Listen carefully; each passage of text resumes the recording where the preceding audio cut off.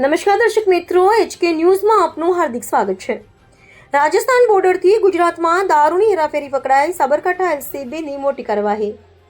₹714 લાખનો મુદ્દામાલ જપ્ત। સાબરકાંઠા જિલ્લા લોકલ ક્રાઇમ બ્રાન્ચે રાજસ્થાન બોર્ડરથી ગુજરાતમાં ભારતીય બનાવટના વિદેશી દારૂની ગેરકાયદેસર હેરાફેરી કરતી ટોળકી સામે મોટી કાર્યવાહી કરી છે।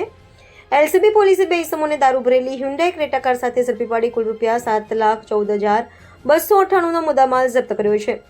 પોલીસ અધિક્ષક શ્રી ડોક્ટર પ્રાથરાજસિંહ ગોહિલ IPS સાહેબના માર્ગદર્શન મુજબ રાજસ્થાન બોર્ડરથી સાબરકાંઠા જિલ્લામાં થતી દારૂની હેરાફેરી અટકાવવા અસરકારક કાર્યવાહી કરવા સૂચના આપવામાં આવી હતી, જેના અનુસંધાને DC સાકરિયા, પોલીસ ઇન્સ્પેક્ટર LCBના સતત માર્ગદર્શન હેઠળ PSI શ્રી SJ ચાવડાની આગેવાનીમાં LCB સ્ટાફની વિશેષ ટીમ બનાવવામાં આવી હતી।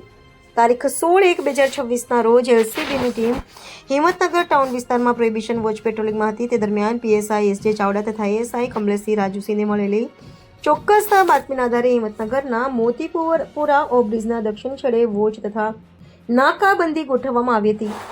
નાકાબંધી દરમિયાન બાતમી મુજબ શામળાજી હિંમતનગર હાઈવે રોડ પરથી અમદાવાદ તરફ જઈ રહેલી સફેદ રંગની હ્યુન્ડાઈ ક્રેટા કાર અટકાવવામાં આવી। કારમાં બેઠેલા ઈસમોની પૂછપરછ અને વાહનની તપાસ કરતા તેમાં ભારતીય બનાવટના વિદેશી દારૂ અને બિયરની પેટીઓ તથા છૂટી બોટલો મળી આવી।